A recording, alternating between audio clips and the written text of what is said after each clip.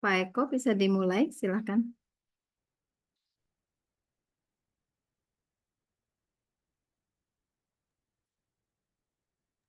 Debbie, you're already a co-host. Oke, Ya, halo. Pak, silakan Pak Suratman aja yang membuka. Ya, baik. Good morning, Dr. Nigel. How are you? Iya. Very well, thank you. Good afternoon to you all. Yeah, good Ya, morning good also to morning you. all. Good afternoon. Nice to have you here. Maybe we will start the event soon. So Nah, ini. let me make opening speech first, of course, in the Indonesian language, and as we are also having participant from abroad, maybe after I open in Indonesian language, I will be also opening the presentations, the event in English language. Baik. Assalamualaikum warahmatullahi wabarakatuh. Salam sejahtera untuk kita semua. Selamat pagi dan selamat datang di webinar Food Sensitivity Test. Pertama-tama kami mengucapkan terima kasih yang sebesar-besarnya kepada pembicara, yaitu Dr. Deibby, Dr. Nigel Abraham, PhD, yang bersedia meluangkan waktu berbagi ilmu dengan kita semua.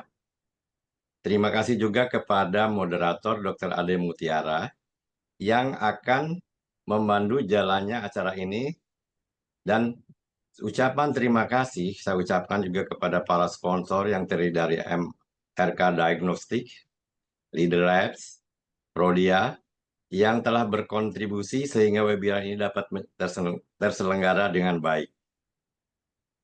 Kami juga ingin mengucapkan terima kasih kepada para peserta yang telah hadir.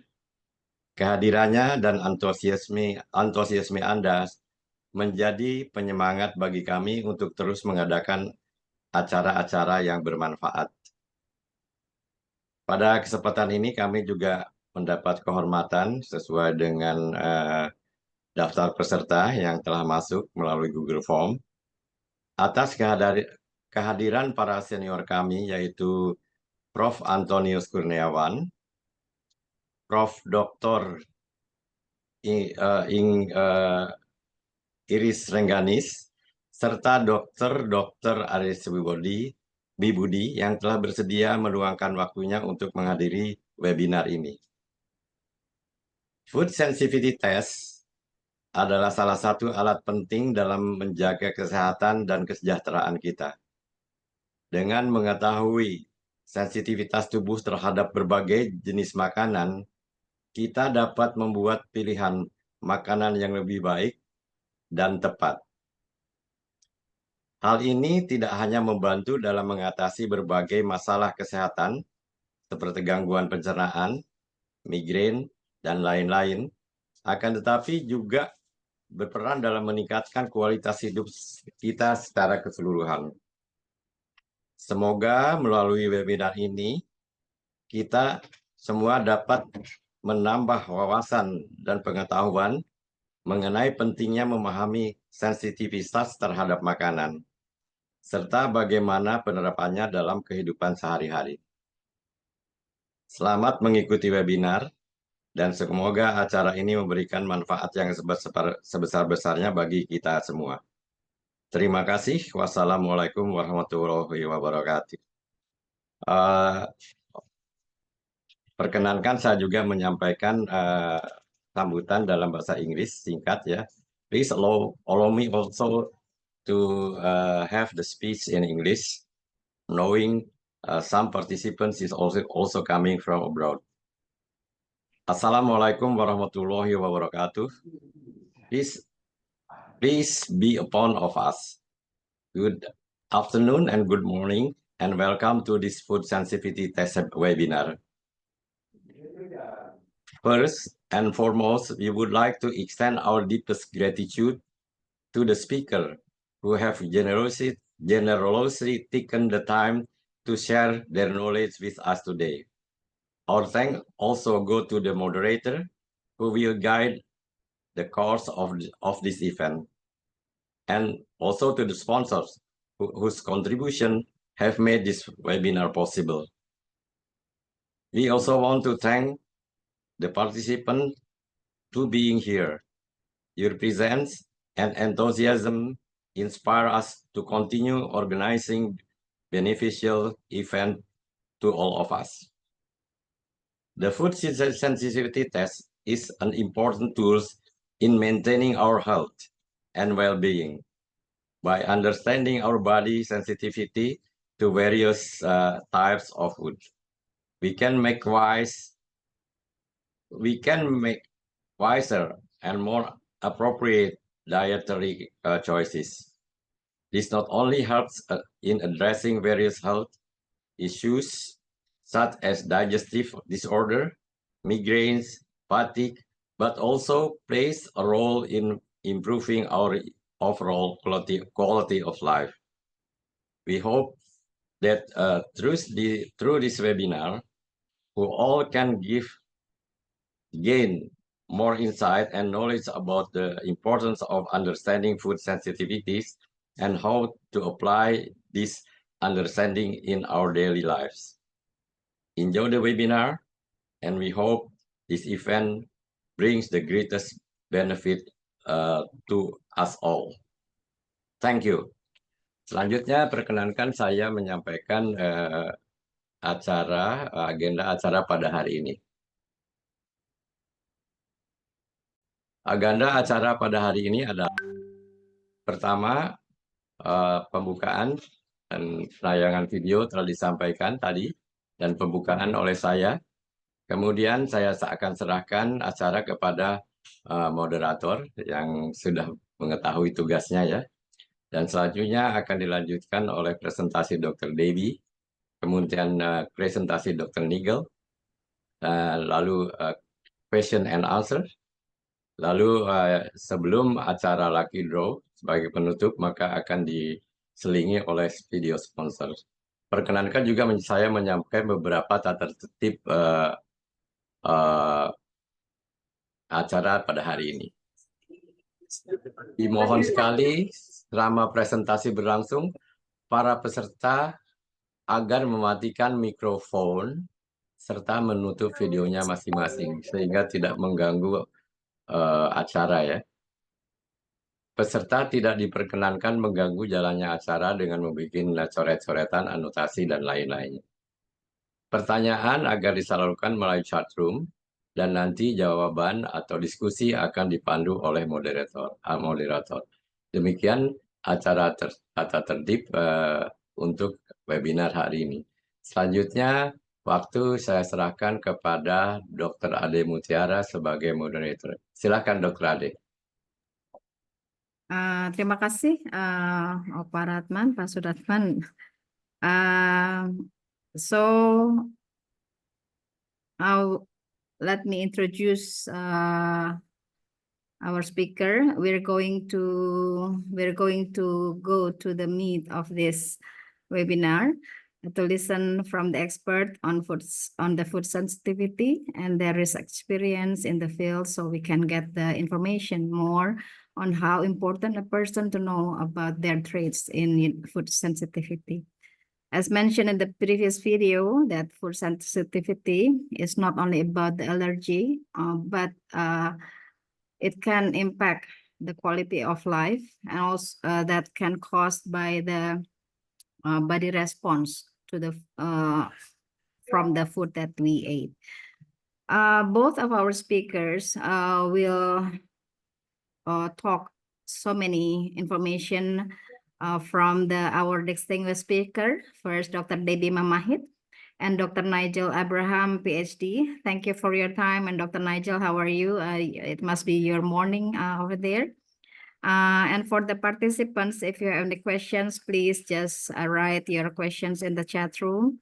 Mention your name and which speakers that you want to ask to. So without further ado, I want to introduce our first speaker. Interruption, Dr. Ade, maybe Yes. question and answer can be in Indonesian chat room. Yeah. Okay. Yeah. Okay, so please allow me to also speak in bahasa Dr. Nigel dan Dr. Deibby.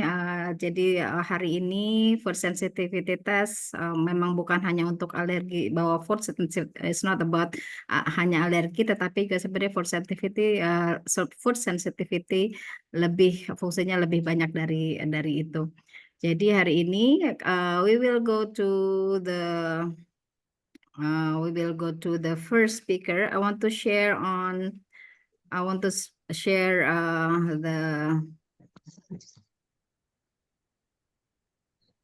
the Dr. Deibby.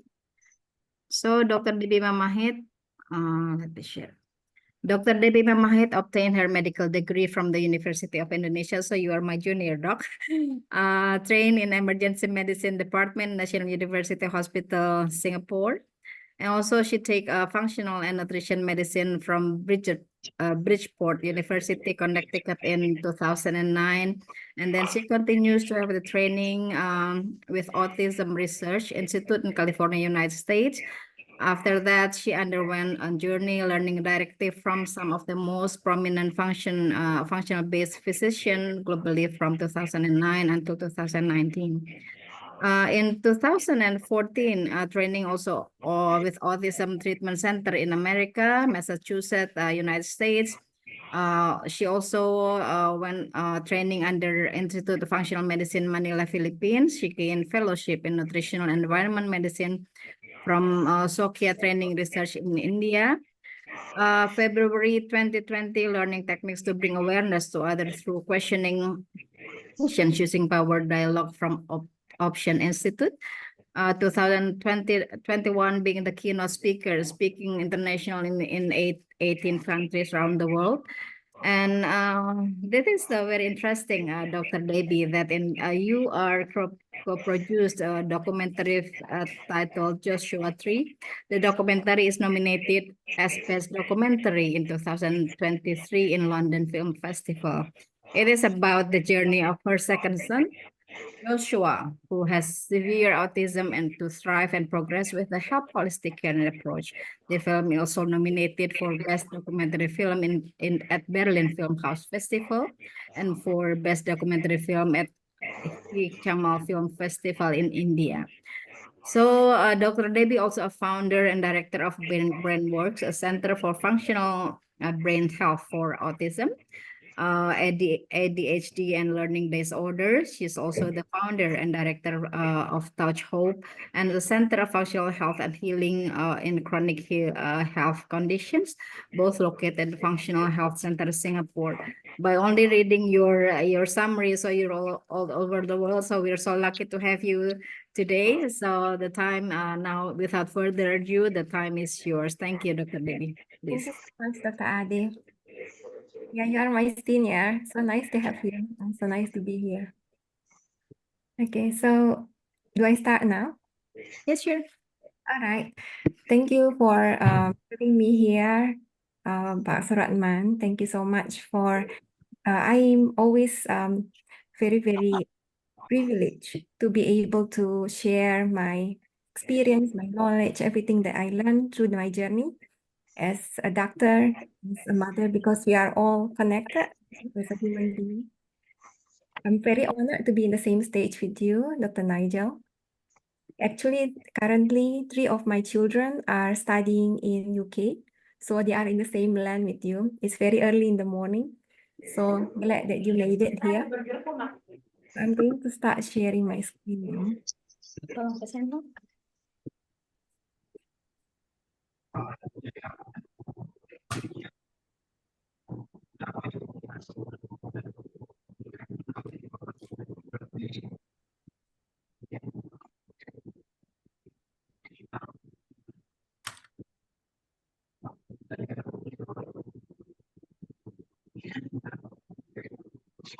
Jangan lupa nih, So my talk today is about the gut connection.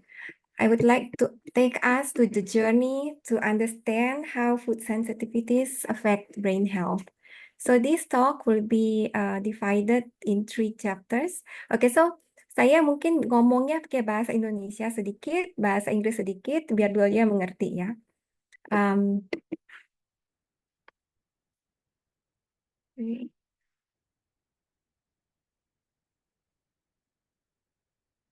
Okay, so before we continue, I would like to explain that I want to take us to learn bagaimana sih struktur dari usus halus kita yang sangat penting untuk gut sensitivity ini.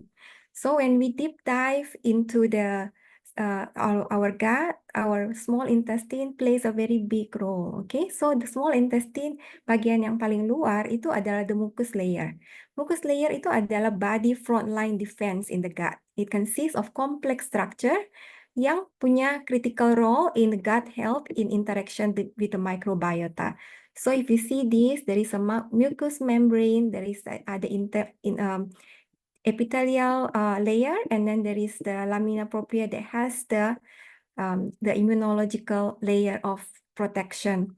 So the mucus layer is a primary barrier yang prevent direct contact between bacteria and the epithelial cell. This is super important. Later I will tell you how. Consists of glycosylated mucin proteins that create a gel-like protective barrier. So mucin 2 is the most abundant mucus protein yang disekresi oleh goblet cell, important for gut protection. So the mucin protein provide physical barrier, prevent harmful bacteria from reaching the epithelial. And the mucin 2 is very, very important, right? And the difference between the mucus layer in the small intestine and in the colon is that in the small intestine, it has only 1 layer, while the colon has 2 distinct layers. Then this dual layer in the colon later on is crucial for maintaining the balanced microbiome. Okay, so Dr. Debbie, do you have any slides? I think it's not moving. oh, it's not moving? Yeah.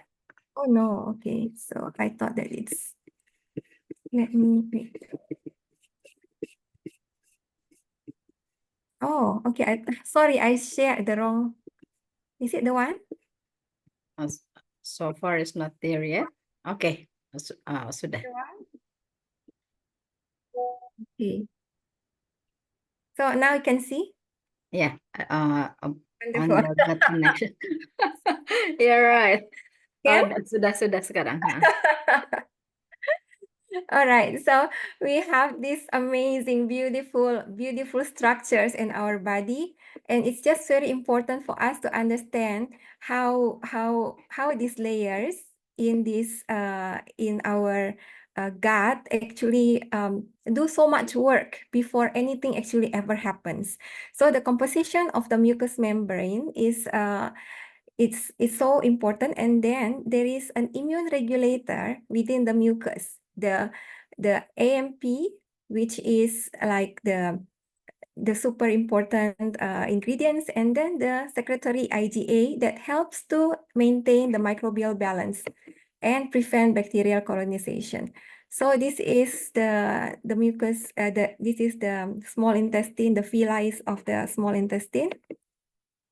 Then the epithelial cell include absorptive enterocytes, Colbert cells, and enteroendocrine cells, Paneth cell, and microfold cell. Okay, so each type of these cells has unique role contribution to absorption, mucus production, hormone secretion, and immune defense. Yeah, so we also have this continuous polarized monolayer that's the epithelial cells, and the epithelial cells is important for absorption and nutrient transport. So the mechanism of the molecular transport is through diffusion, and there is endocytosis for polyphilic and larger molecules, and the hydrophilic solution actually requires specific transporter untuk impermeability of the cell membranes. Okay, so this is the most important parts of the epithelial layer, is that there is something that is called these junctions, the tight junctions, the adherence junctions, and the desmosomes. Yeah, so the tight junction, or this TJ, it seals the intercellular space, preventing paracellular permeability. So ini penting banget. Soalnya kita ya, all these cells itu create such a very tight connection between the epithelial cell in the small intestine. With this, actually, everything that should not go in will not go in. Things that should not go in stays out. That things that should get in, like semua yang harus diabsorpsi, itu akan masuk. So the thing is that this plus the adherence junction, it support the formation of the tight junction and maintain integral integrity along the desmosomes. It provides a strong lem yang sangat kuat di antara sel-sel ini.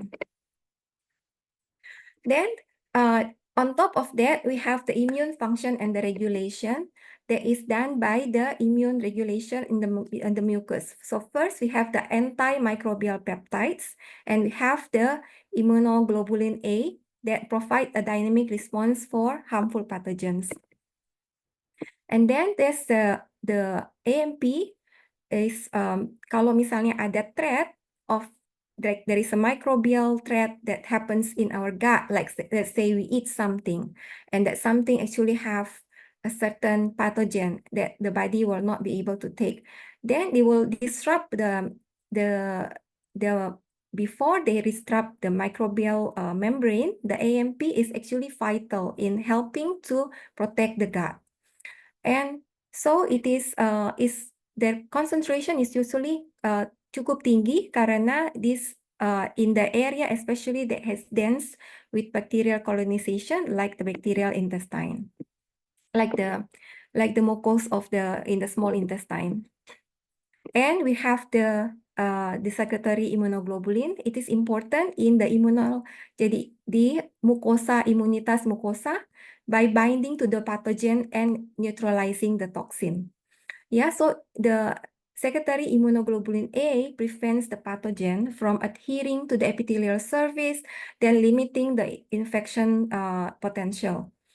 Secretory IgA juga memfasilitasi transport dari antigen untuk mempromote balance immune response tanpa menyebabkan inflammation. So actually, kenapa bisa ada inflamasi yang berlebih itu? Why we have so much inflammation when we have amazing body that have so many different layers in just the surface alone to protect us from these pathogens. So there is a commitment in this layer. Jadi layer ini tuh mereka tuh komitmennya tinggi untuk mencegah mikrobiota dan the layer beneath untuk nyambung ya. So the mucus layer establishes a physical gradient separating intestinal microbiota from the epithelial cells. So this is again super important. And there is also the internal factors. Jadi di dalamnya itu ada cytokine, ada immunal signals that can prompt alteration in the intestinal barriers. So these signals enhance mucin production and repair damage in epithelial cells. So this is a feedback mechanism that can help to protect when there is a breach already. Jadi kalau misalnya ada yang bisa masuk, ada respons dari internal stimuli. So kalau misalnya begini, kita sebenarnya punya intestinal epithelial cells yang plastik. Jadi they can actually change depends on there is a dynamic interaction in the area of our small intestine, adapting to the cytokine gradients and the microbial metabolites to safeguard the barrier integrity. And then if there is environmental factors like diet, pathogen, medication, they can actually change the structure by making the mucous membrane sometimes thinner. They can actually directly cause damage in the tight junction, sometimes the damage in the desmosomes. It can also disrupt directly the barrier function and leading to inflammation and susceptibility to disease.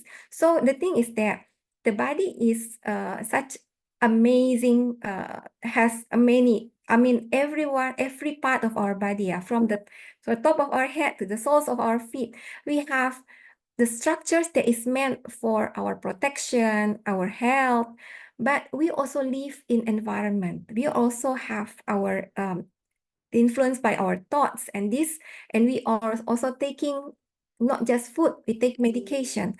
Dan semua yang kita ambil, yang kita makan ini, itu sangat berpengaruh terhadap the integrity, permeability of our barriers, that the front line barriers, which is our gut. So, bagaimana terjadi adaptasi dan homeostasis? So, the intestinal barrier continuously adapt. Jadi, selalu ada adaptasi terhadap all these conditions that happens. The balance between pro-inflammatory and anti-inflammatory signal is very important to regulate the barrier permeability. So the intestinal stem cell also play a vital role in the generation and the adaptation of the epithelial cells response to injury. So we are constantly creating new cells, replenishing the mucous membrane, and the anti-inflammatory activities keep on happening. But if we are always being fought by many of the environmental factors, or we have inflammatory food, then there is a lot of we need to face a lot of this every day. Jadi tiap kali kita makan sesuatu, tiap kali kita melakukan sesuatu, kita harus berpikir dulu kira-kira ini efeknya apa terhadap ketahanan mikrobiota dan ketahanan dari usus halus kita.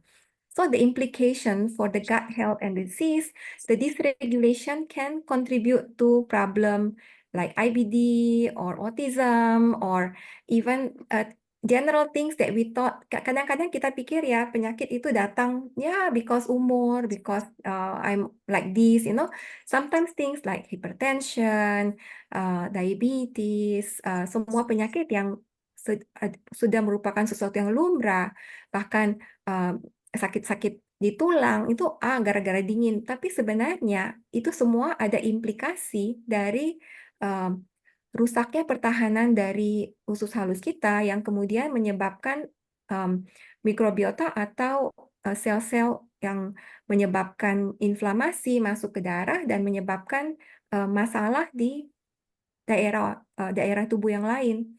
So, preventative measures including dietary intervention, microbiome modulation itu bisa membantu to restore barrier function and overall gut health. Okay, so this is the first part of my talk. I will give you the next the next slide.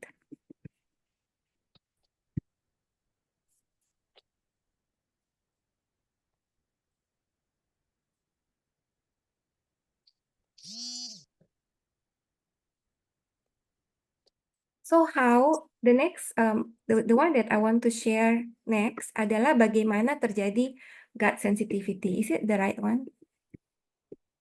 Opa, am I sharing the right one? Yes. Okay. Yes. All right. Thank you, Yes. Dr. Adi. Okay. So let's now understand. Jadi tadi kan kita udah lihat how cool is our just the simple layer of our small intestine. Now we go on to understand about gut sensitivity. Jadi gut sensitivity itu adalah abnormal immune response.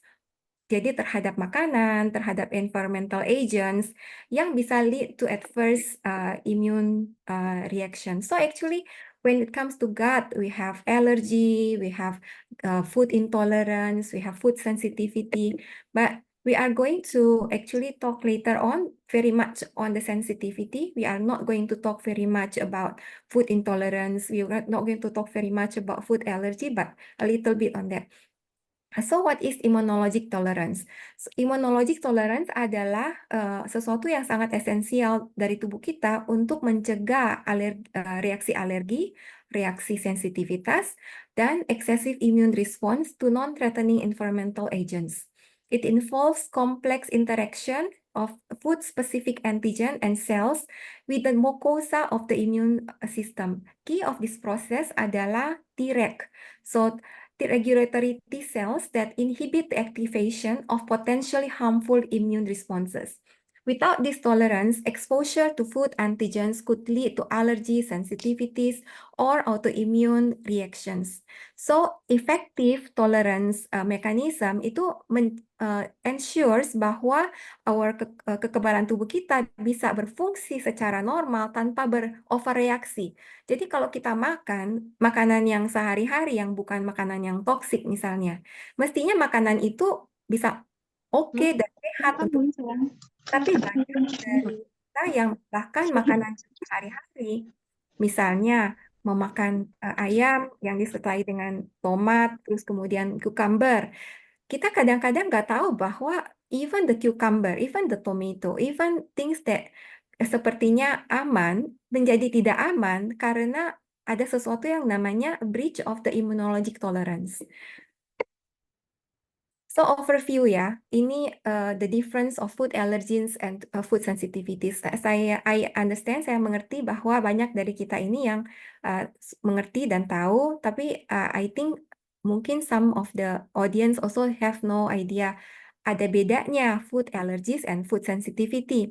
So usually alergi itu ada hubungannya dengan aktivitas dari immunoglobulin A, dan ini biasanya berlangsung dengan sangat cepat. Dan ini menyebabkan immediate hypersensitivity reaction yang bisa kadang-kadang severe atau life-threatening. So, food sensitivity is more with the IgG antibody. So, dengan immunoglobulin G yang biasanya lebih long, lebih kadang-kadang kita makannya sekarang, reaksinya besok, reaksinya lusa, reaksinya minggu depan. Kadang-kadang setahunan gitu baru berasa juga ini reaksinya seperti apa.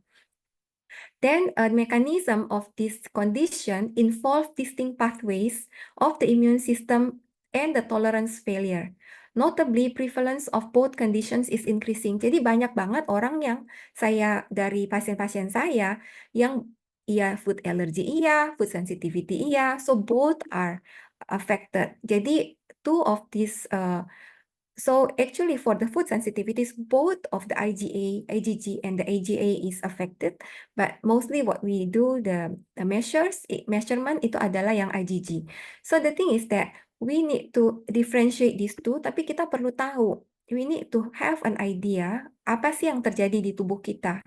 Memang kalau yang food sensitivity itu, it's not going to cause you to have biduran atau hive atau misalnya batuk atau reaksi alergi atau sampai anafilaktik atau misalnya yang bikin kita nggak bisa nafas. Tapi secara pelan-pelan itu bisa menyebabkan banyak sekali penyakit. So tolerance failure can stem from repeated exposure to specific food or specific food antigen without adequate immunologic regulation. So understanding these differences itu penting, so we can actually can be better in choosing the food for our patient and for ourselves. Yeah, so the mechanism between the immunologic tolerance is basically based on regulatory T cells or Tregs. Tregs is vital for maintaining immune homeostasis and preventing autoimmunity. These cells suppress the activations of other immune cells, particularly CD4 and CD helper cells. The Treg achieve this suppression through combination of direct cell-to-cell interaction and secretion of immunosuppressive cytokines. Dengan menciptakan immunosuppressive environment, Treg inhibit inappropriate immune responses to food antigen. So jadi kalau misalnya in the normal situation, Treg kita itu akan bilang, oke, stop, we don't have to overreact. Itu cuman ayam, itu cuman misalnya sapi, atau ini mangga, ini strawberry, it's fine. You're not going to have so much reaction to this. Tapi yang terjadi adalah sometimes it doesn't really work. Oke, deficiency in Treg function bisa menyebabkan heightened sensitivity to food antigen. So the imbalance in the Treg activity may contribute to the development of food allergy, development of food sensitivity. So the suppressive cytokines seperti interleukin 10 dan TGF-beta, they are very important in this role. Ya, the cytokines itu disekresi oleh Tregs and other immune cells to exert regulatory effect on the immune system. So the IL-10 promotes differentiation of the Tregs while simultaneously down-regulating pro-inflammatory response. The TGF-beta contributes to the maintenance of the tolerance by inhibiting the proliferation and activation of effector T cell. Both cytokines itu penting in ensuring the immune system does not overreact in the harmless food antigen. So kekurangan dari suppressive cytokines ini bisa menyebabkan kurangnya tolerance of this immune tolerance and the onset of the food-related allergic or sensitivity reaction. This underscores the importance of balanced cytokine profile in immune homeostasis. Okay, the interaction of food-specific antigens is crucial in developing immunologic tolerance. Yeah, so under the specific conditions, itu Tregs effectively prevent immune activation. So chronic inflammation itu biasanya can lead to inappropriate immune response, contributing to food sensitivities. So immune reaction overview, we have this IgE mediated food allergies. Jadi ini adalah alergi yang disebabkan oleh aktivasi dari immunoglobulin E. Ini bisa menyebabkan hives, swelling, difficulty breathing, anaphylaxis. Biasanya terkena itu food yang usually cause this allergy, peanuts, nuts, fish, dairy is common culprit. And many in my cases that I've seen, they are usually involve skin prick test or specific IgE food blood test. Okay, so the other one is we are going to talk about today is the IgG-mediated food sensitivities, and then this is usually repeated exposure to certain food antigens without adequate regulatory mechanism. Yeah, so these two are super important. You need to differentiate between apa sih food allergy, apa sih food sensitivity. So this delayed food sensitivity is again everything got to do with the intestinal barrier integrity and the understanding of the structure of the intestinal barrier and the tight junction protein. And then because of the breach of all these structures earlier, then there is a increase of intestinal permeability. Jadi yang kita ngomongin leaky gut. Leaky gut ini adalah impact dari constant exposure of the food antigen in the time whereby the Treg doesn't work very well. And okay, so biomarkers, I think it will be done by Dr. Nigel, so I won't really talk about it. I don't want to take in your due your part of your speech. And then so when there is this study, very interesting study that was done on atopic dermatitis patients that is below 2 years old. Apakah pasien ini true allergic or they have IgG food sensitivity? So based on this study, actually they say that, okay, so the thing is that there are food sensitivity in 45.8% of the patient, food allergy in 41.7% of the patient. The common food allergies that in this study, egg white, cow's milk, and then what is the factors associated with the food sensitivity? It's higher in males, it's higher in breastfeed patients, and similar rates in patients with mild and moderate. So actually what happened is that when you are breastfed, when the babies are breastfed, usually they don't have skin allergy and they don't have these food allergies. They have food sensitivity. If you ask me which one is worse, of course the one that is worse is food allergy, right? So the breastfeed babies, there is a hypothesis that breastfed babies are protected from allergy, but they are possible to have this food sensitivity. So this is still a hypothesis, okay?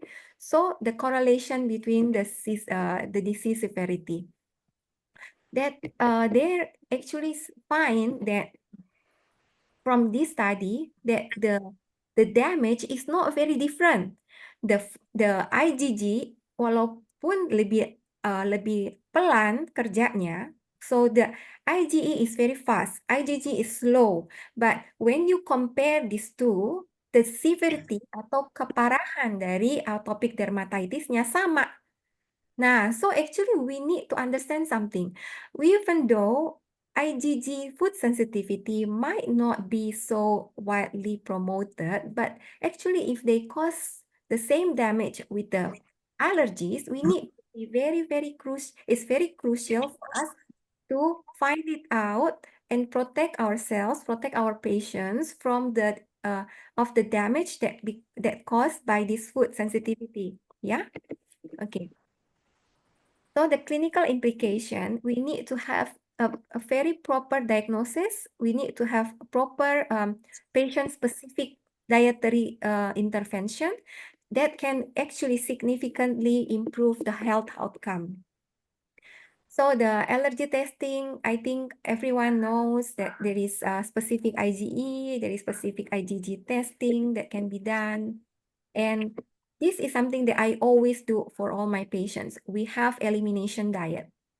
For all patients that come that have their IgG test done, almost always there are two food that always in the chart. It's always the gluten and the milk.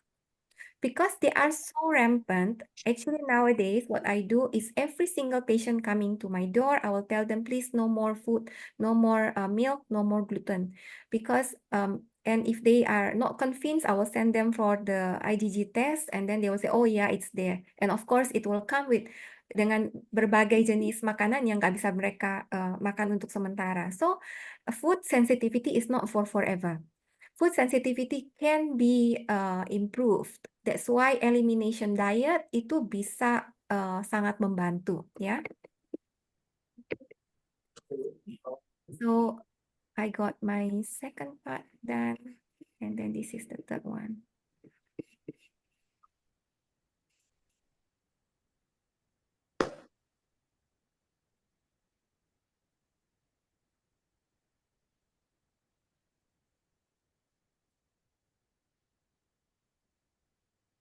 Okay. Is this correct, Opa? Dr. Ade? Ya, sudah. Ya, sesuai. Okay, so now you are in the last chapter whereby we are going to see the connection between the brain and the gut and the brain. Yeah. So again, this beautiful structure is something that we need to treasure because it can lead to a lot of impact. This beautiful permeability, this permeability of this beautiful structure can actually lead to more significant implication. Karena saya biasanya deals with brain health. So I'm going to share the implication on brain health. So all this actually inflammation, what happened is that it will go to the neuropod, goes to the enteric neuron, and go all the way using the parasympathetic pathway, goes to our spinal sympathetic nervous system, and it goes to the brain. Yeah, so I want to share my personal story. Yeah, when I was waktu saya pertama kali setelah jadi dokter, saya mau jadi dokter emergency medicine. Jadi saya kerja di saya training and work in National University Hospital, and then I met my husband, and then I have my kids. Then my children got diagnosed with autism spectrum disorder. So when they were they had this before the diagnosis, itu yang terjadi adalah my kids was very sickly all the time. Every few weeks they will be sick, they will have antibiotic, they will get sick again. And one time they got a very severe bronchiolitis. And this happens when they were 1 and 2 years old. And after the bronchiolitis, what happened is that my children started to develop like worse immunological reactions. And during that time, I wasn't really aware about the, I wasn't a functional doctor at that time. So I was like, okay, never mind, we can do a vaccination. So we did vaccination during the time that they were quite unwell. And what happened is that they actually started to develop a lot of different symptoms. They started to have loss of eye contact, stop speaking, they cannot recognize their own names, they start having sensitivities to their own clothes, they stop eating certain, they are not easy to be fed anymore. There was the whole spectrum in autism. So what happened is that after trying everything we can in what's available with all the therapies, it doesn't seem to work. That's when actually I started to learn from functional medicine. So the first thing I did is I give them elimination diet. When I eliminate the milk and the casein and gluten from their diet, I see a slight improvement. They started to have better health. That really give me like a lot of confirmation. Oh, okay. So even though they are not allergic to all this food, something in this food causing them to have worse health. Something with this food that caused them to have a worse brain health. So that's when I did like a whole journey around the world to actually find out the situation. So afterward, I found out that their inflammation actually caused something in the cerebral cortex of the brain. And each part of the brain has different function. So let's say the inflammation happens more in the Broca area, then the child will not be speaking. If the situation happens in the sensory cortex, they will have picky eater habit. They will start having loss of eye contact. They will not have a good sensory integration. And if there is issue in the temporal lobe, the child might not be able to recognize their own names.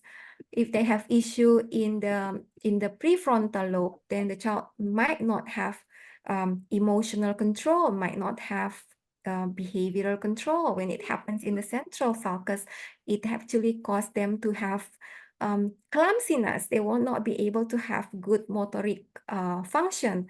So it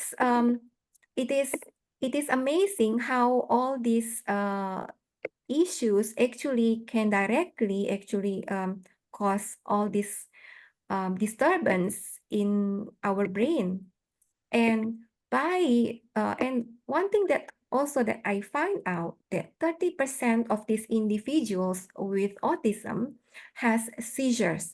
And the seizures, they might not be seen in the day-to-day situation, but it happens inside their brain.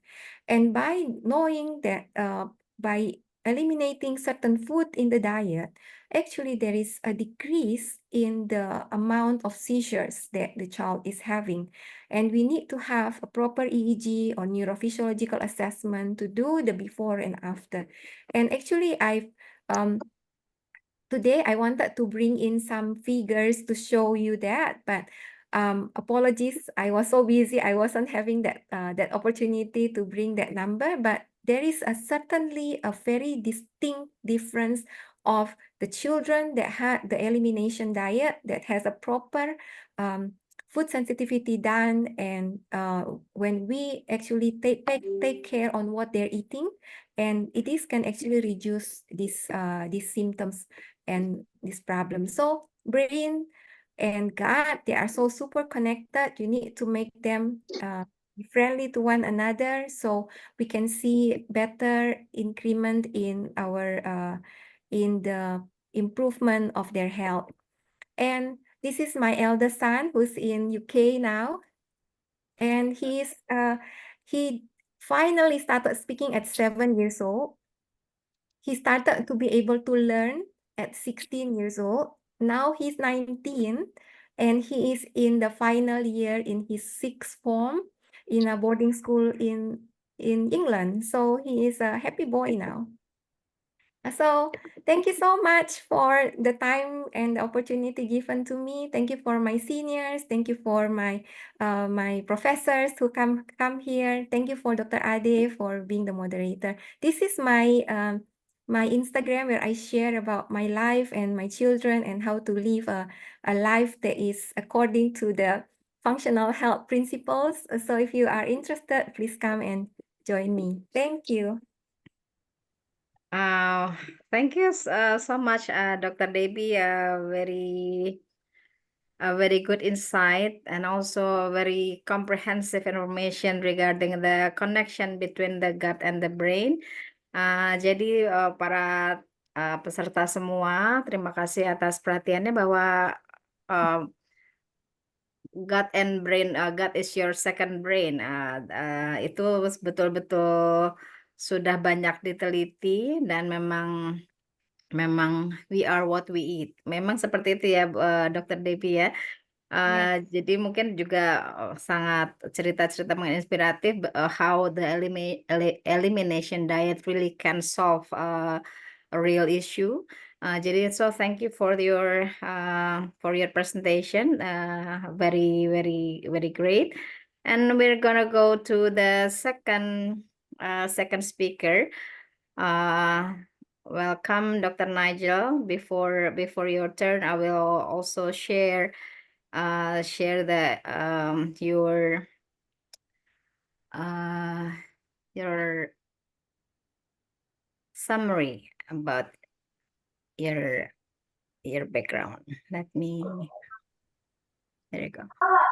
Okay, so Dr. Nigel Abraham, PhD, the scientific director of Omega Diagnostic, laboratory director CNS Lab in UK. So Dr. Nigel is a lead researcher for Omega Diagnostic and Food Allergy Intolerance and Sensitivity. So actually there's like these three: allergic, intolerance, sensitivity. We really have to understand what's the difference in between. A state registered development biomedical scientist specializing in immunology and functional medicine, and also trained original line pathology in St. George Medical School in London, and went on to study immunology at the University of Surrey, and qualified of the fellowship in Institute of Biomedical Science in hematology MSc in immunology, and also specialist in allergy and food sensitivity, and has been involved in extensive postdoctoral research in the field of chemical mediators of allergic disease and also IgG-mediated inflammatory mechanism. So Dr. Nigel also a fellow both in Institute of Biomedical Science and the Royal Society of Medicine, a lecturer in several universities, as well as regular holding seminars and presentation. And today we are one of the lucky participants who can listen to your presentation. Also, have been involved so many research projects, numbers of many scientific papers.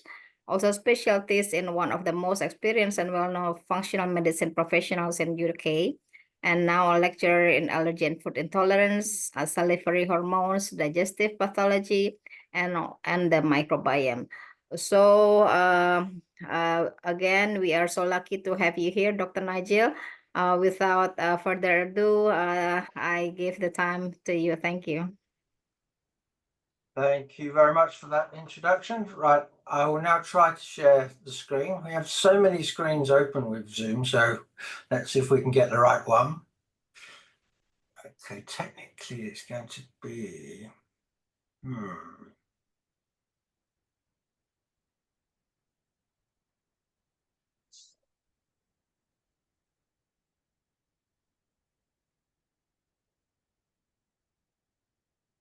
Okay, actually it is quite confusing. For what screen are you seeing my presentation? Yes, I can see it, but it's like it's not a full screen.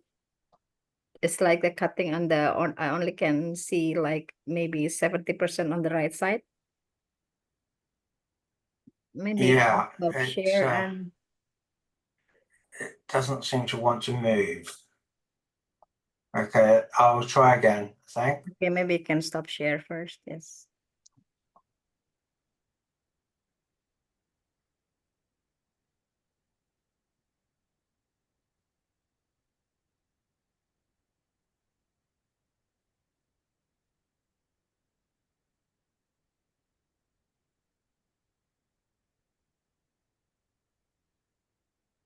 Okay, are we seeing the presentation now?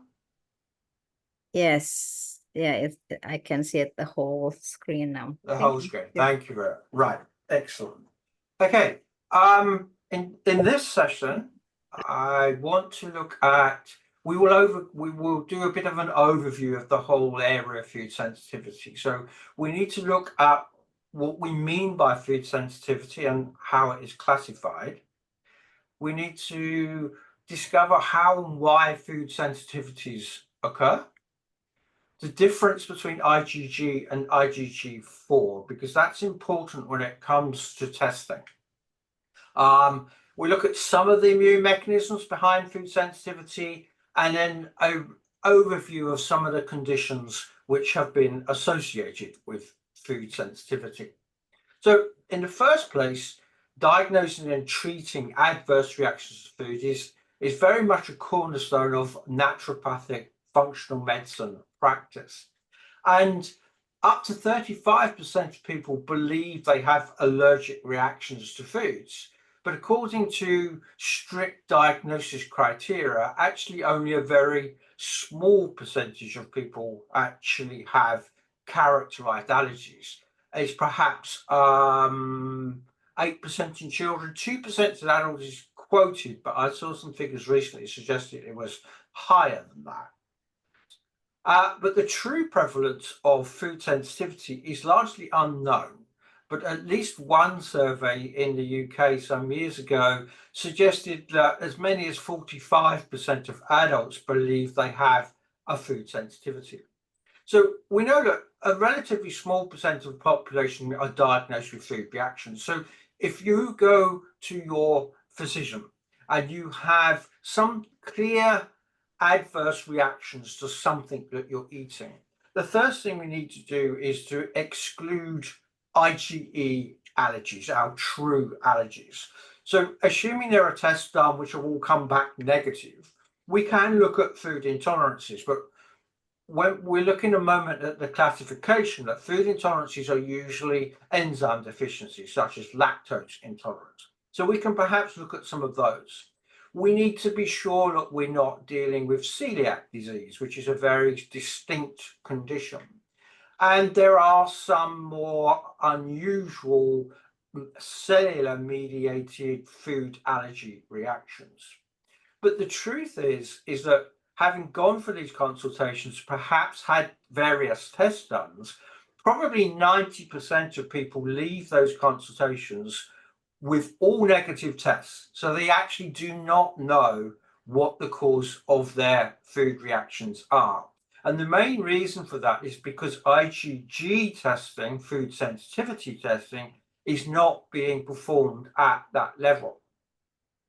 So what is food sensitivity and how is it classified? Well, when we look at the classification of food reactions, we first of all have to decide whether it's a toxic reaction to chemicals in the food or non-toxic. Assuming it is not food poisoning, for example, we have what's described as non-immune mediated reactions. And these are what are described as food intolerance. We have pharmacological reactions to amines in the food. We have enzyme deficiencies, as we said, with lactose intolerance or histamine intolerance. There are some chemicals in foods which can be an irritant and even psychosomatic. I have seen patients who are convinced that they have reactions to the food, which is possibly just because their mind is telling them that they do. But on the other side, which is immune mediated, which is traditionally referred to as food allergy. So we have type 1 IgE antibody mediated food allergy. So where does IgG food sensitivity fit into this classification? Well, it would fit. Well, sorry, yeah. IgE antibodies are largely hereditary and genetic orientated. It tends to run in families. IgG would fit on the immune side because it's antibodies, it's involving immune reactions, and it's typically described as a type 3 hypersensitivity. And these are largely due to our environment. They are temporary reactions due to the environment about the food that we're eating and the medicines that we are taking. And as we said, this is often referred to as type 3 IgG antibody forming immune complexes. But common terminology often refers to this process as food intolerance. Technically, it should be IgG mediated food intolerance because food intolerance doesn't normally involve the immune system. So I prefer food sensitivity because it doesn't get confused with true allergy. And because it involves the immune system, it isn't really a food intolerance. But it's quite confusing, and the literature often gets this confused as well. So just a very brief overview, where food allergy is an inappropriate immune response to food, and it is usually mediated by IgE antibodies, although there are cellular reactions involved. It's characterized as an immediate response. Within the first 5 minutes of ingestion, you will see symptoms. And crucially, in highly allergic people, even the smallest trace amount of food can trigger those reactions. And it is a lifelong condition. Immunotherapy for food allergy is difficult and doesn't always work. And even if you are suppressing it, the allergy is still there. So in our hypersensitivity classification, we are talking about type 1 allergy, and where the cells are involved, it is a type 4 allergy. Compare that to food sensitivity. Again, it's an adverse immune response, but this time it involves IgG antibodies. And sometimes it is referred to as a form of intolerance. And it leads to the generation of things called immune complexes, which are these large inflammatory molecules which trigger inflammation. And food sensitivity is characterized as a delayed response. When people have symptoms associated with food sensitivity, they are being generated over the course of days rather than hours. And in this case, often small amounts of foods can be tolerated and won't necessarily trigger reactions. And crucially, if we get the gut back into balance, we can reintroduce these foods at a later date. So here we are talking about type 3 hypersensitivity, which involves IgG antibodies and these immune complexes. Now, you can try to draw up tables of the differences between allergy, sensitivity, and intolerance. But in clinical practice, I think it's often quite difficult to fit people neatly into these reactions. We do really need testing to know exactly what type of condition we are dealing with.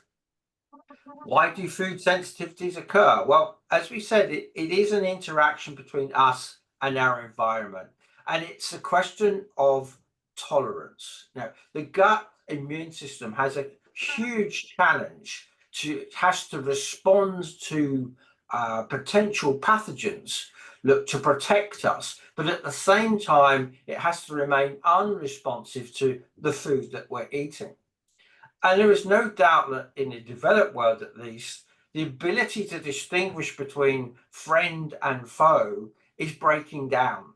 And we're seeing more and more inflammatory reactions to the food that we're eating, which we shouldn't be doing, there with no obvious infections in place.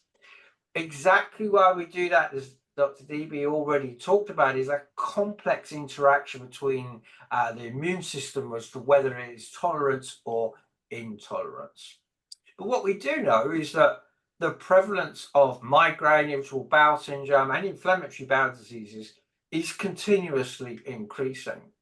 And many studies have suggested that these conditions are related to adverse food reactions. And numerous studies now have been produced which show that the levels of food-specific IgG antibodies are significantly higher in individuals with food sensitivity.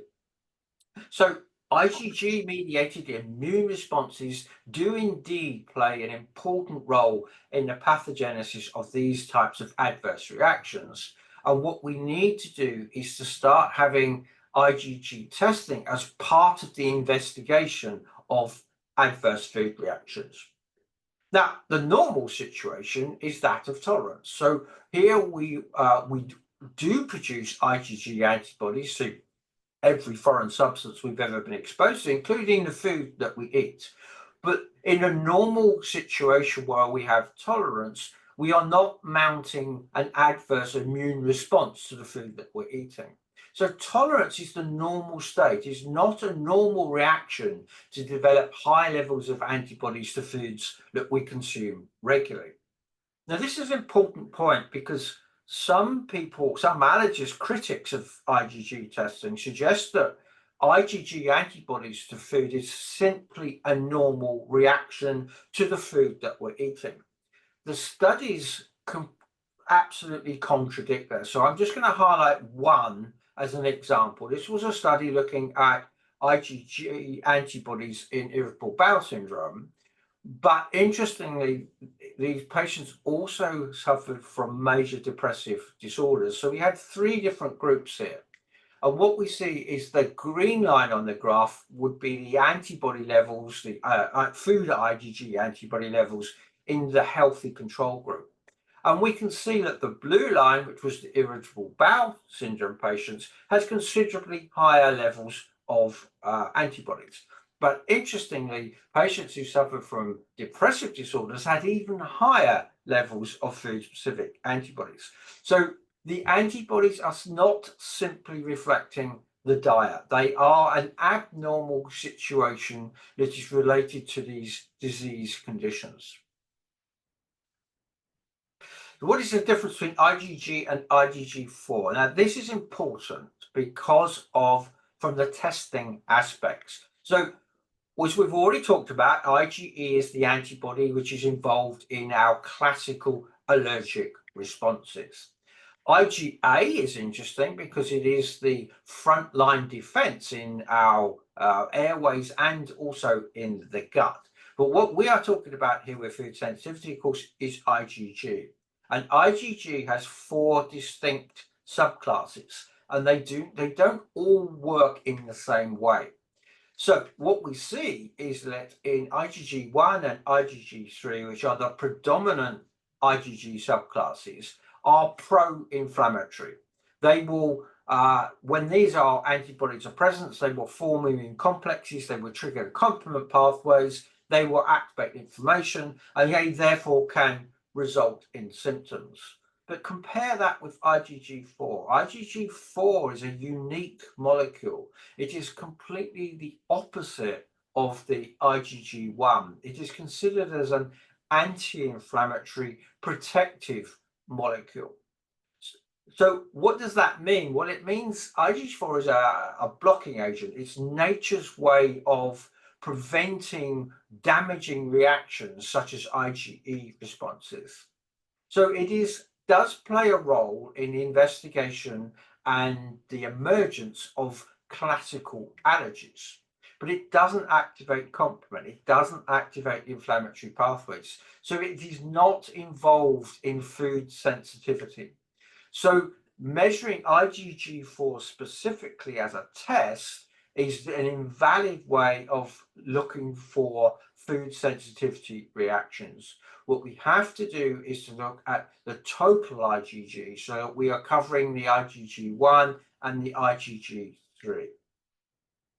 What are the mechanisms behind food sensitivity? Well, the primary drivers we've already talked about is the concept of leaky gut.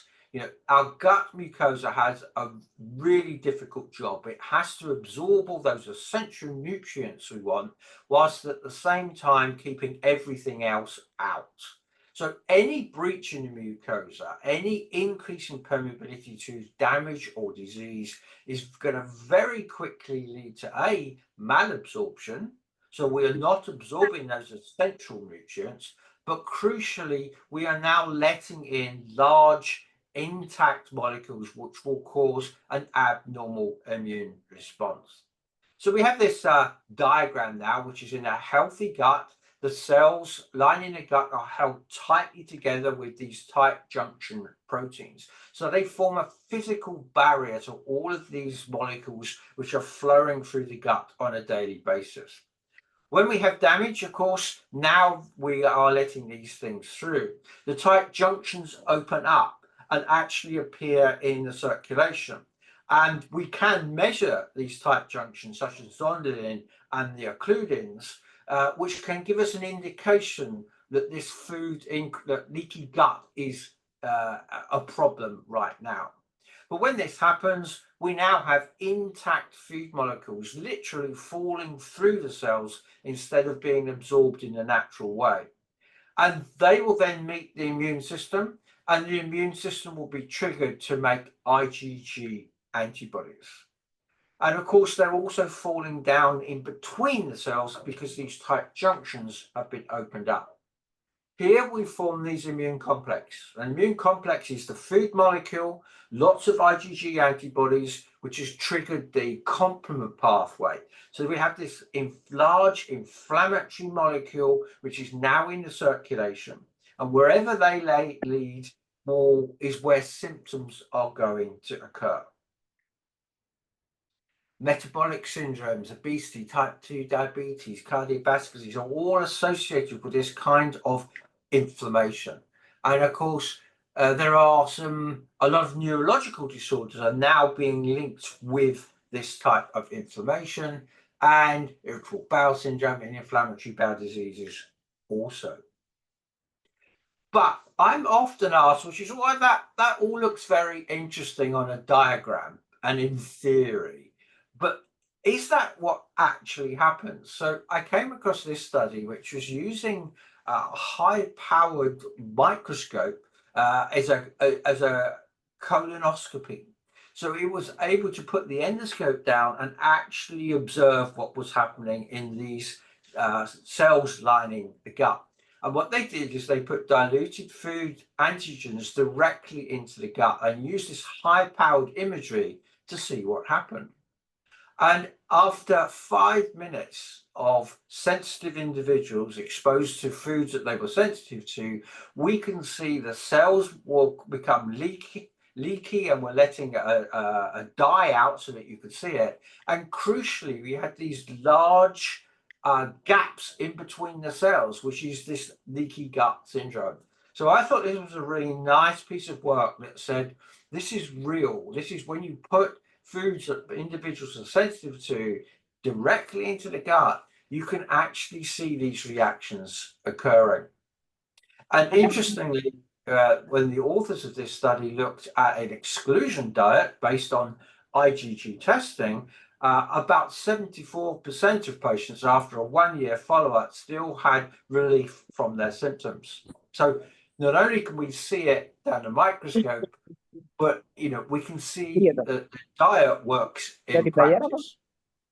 So Iya, udah dibayar. intestinal diseases, increased permeability to these large molecules, including food, can have a role in exacerbating these inappropriate immune responses. I believe that is now pretty much agreed and established. So what we end up with is this model. We have increased permeability, which leads to increased IgG antibodies. Now, why do we have increased permeability? These are largely environmental factors. So chronic infections, physical inactivity and obesity, dysbiosis, you know, the gut microbiome does have a big role to play here also. And diet, or more importantly, poor diet, are involved in increased permeability. Stress has a major role in the way we absorb food, disturb sleep patterns, and of course the widespread use of drugs and antibiotics. All of these things and many more can interact with the gut wall, leading to increased permeability. And once this happens, we set up systemic, chronic, low-grade inflammation. And this type of inflammation has been implicated in just about every 21st century chronic disease. So whilst it isn't a cure, it implies that if we can reduce this level of inflammation, we can go some way to improving the symptoms associated with these conditions. Are mast cells involved in food sensitivity? This is an area of my own research, so I want to spend a little bit of time explaining what I mean by this. Now, mast cells have widespread distribution, but they are found predominantly in our barrier site. So they're in the skin, the GI tract, and the respiratory tract. And they've always been considered the cells to do with allergy. In classical allergy, these cells are the things that are triggered by IgE antibodies. But more recently, I think it's been realized that mast cells are much more complex than that. And they are actually a multifunctional immune cell implicated in a lot of conditions. They play a pivotal role in both innate and adaptive immunity. So they are involved in this question of tolerance. And as we'll see in a minute, they will also have an important role in the pathogenesis of several disorders. So typically, and it's a bit complex, but this is looking at the receptors on the surface of mast cells. And classically in IgE, true allergy, the IgE antibodies to the food that we're allergic to are bound to the surface of these mast cells. And when the antigen comes along, it cross-links these antibodies, and this causes activation of the mast cells. But why am I talking about these today? Well, what we now know is that these mast cells can also be triggered by IgG, but not single IgGs. You need to have one of these immune complexes that's got multiple IgGs in it to cause this level of activation. So the fact is that IgG containing immune complexes are able to and do activate mast cells in a similar way that IgE allergy does. So what happens is that when mast cells are triggered, whether it be IgE or these immune complexes, they literally explode open. It's called explosive degranulation. And they release these very powerful chemicals, histamine, proteases, leukotrienes, heparin, cytokines of all descriptions. And these powerful chemicals will lead to the causation of symptoms that we associate with both allergy and food sensitivity. There are numbers of studies now that are looking at the role of these mast cells in GI problems. So since about 2004, studies have started reporting that people have improvements with elimination diets based on IgG testing. And there are many studies to show this now. But these mechanisms have never really been considered to be associated with mast cells. But some of the improvements that are explained by exclusion diets is actually the diminished mast cell activations, because decreased IgG food antigen and immune complexes through the diet reduces these activations. So increased mast cell activation is a common finding in the mucosa of patients with functional GI disorders. And I believe, and some authors are beginning to believe, is that mast cell activation may be considered as the missing piece in the puzzle of activation for some patients with IBS. And therefore, food IgG antibody testing, so that we can select the most reactive foods and restrict those through diet, can have an important role to play. So in the future, if not already, elimination diets and perhaps other mast cell activators may give a more promising result for the treatment of IBS. I have other slides that points out that our current treatment for IBS, which is pretty much just supportive, that after 10 years, 3/4 of patients still have IBS and still have the same symptoms. So we really do need to look at a different approach to managing and treatment of IBS. Now, adverse reactions to food, including sensitivity, that occurs through IgG-mediated activation of these mast cells. One of the things that activated mast cells does is release chemicals which cause the tight junctions to open up. So the activated mast cells are now creating increased gut permeability. So we almost have this cycle of damaged mucosa lets foods through, with causes IgG antibodies, which activates the mast cells, and activated mast cells causes the gut mucosa to open up even more and lets even more food through. So what conditions are associated with food sensitivity? Well, we don't have time to go through all those in detail, so I'm just going to sort of overview. There are studies that look at general IgG reactions and just list the symptoms that are associated. By far the most studied is irritable bowel syndrome. There are numbers now of good papers showing the efficacy of an IgG-guided diet in treating irritable bowel syndrome, and I will highlight one particular study. Migraine, or at least certain types of migraine, is also effective through IgG-guided diets. And interestingly, a lot of IBS patients also suffer from migraine because they have the same etiology. Inflammation and obesity, of course. Even some respiratory conditions, if you rule out allergy, some respiratory conditions respond to looking at IgG responses. Inflammatory bowel diseases. Now, there's been some recent studies that have demonstrated that IgG-guided diets can be really powerful tools at helping to treat these very reactive conditions. And as we've already talked about, these neurological reactions, and there are links of IgG antibodies Rininta to dari depression Bandung. and Udah dipatah satu. neurodiversity, autistic spectrum, as we've already talked about. And the link between all of these is inflammation. What we're seeing now is that we have gut permeability, which is triggering inflammation and releasing all of these powerful chemicals. These chemicals can cross the blood-brain barrier. So we now have increased permeability to the brain barrier, which sets up neuroinflammation, which is probably behind these conditions. So just a few examples of these. One of the papers I often refer to is this paper in the UK, which surveyed about 5,000 people who had had IgG testing and had been following an exclusion diet for 3 months.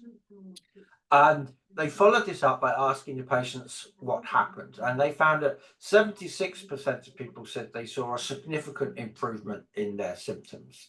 Some of them said they saw it very quickly, but generally speaking, it takes many months to achieve this effect. But crucially, when they were asked to put back some of their reactive foods, in 92% of cases, their symptoms came back. So we were able to demonstrate cause and effect. What sort of symptoms? Well, we've already talked about irritable bowel syndrome and these curious psychological symptoms for sure. But what we actually saw is that food sensitivity can result in multiple body systems and multiple symptoms. So it isn't limited to any specific condition, but each set of organs and systems showed significant improvement through an IgG-guided diet. So I just want to talk a little bit about IBS, because I think that's one of the most important areas. It also highlights the problem with IgG testing. This is what some of the recent guidelines about treating irritable bowel syndrome. And one of the things it recommends is clinicians to explore the use of a low FODMAP diet, which studies have suggested can have usefulness in helping the symptoms associated with IBS. Unfortunately, in the same document, it talks about how IgG testing hasn't been sufficiently validated and doesn't recommend its use. So remember that the current guidelines advocate the use of a low FODMAP diet, but actively discourage the use of our IgG testing. So this study was produced fairly recently, that looked at IBS patients, and what it did is that it made 3 test groups of matched IBS patients. One group had the low FODMAP diet, which is the recommended treatment. The second group had an IgG elimination diet, and the third group was just a control group with a standard diet recommended by the attending gastroenterologist. And the results of those 3 groups were very interesting. First of all, for the IgG guided group, all symptoms associated with food sensitivity showed a statistical improvement, including comorbid symptoms such as tiredness and weakness, which also improved. Whereas the FODMAP group only showed improvement in bloating and gastric fullness.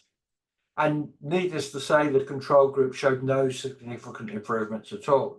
So the conclusion was quite straightforward, that the most effective diet in the treatment of patients with, in this case, mixed IBS, was the IgG elimination diet, which was way more effective than the currently recommended low FODMAP diet. So this is only one study, but it certainly suggests that it is time that we start looking at IgG-guided diets for the treatment of IBS. So in summary, there is now a large body of medical literature that indicates food sensitivity is a frequent cause of a wide range of physical and mental conditions. The statement by the Society for created the IBS guidelines, for example, talks about IgG being insufficiently validated.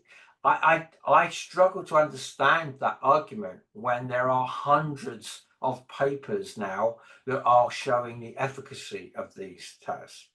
So the concept of food sensitivity does still remain controversial, but the evidence is overwhelmingly suggests that the identification and avoidance of reactive foods can relieve a number of common and, remember, often difficult to treat conditions.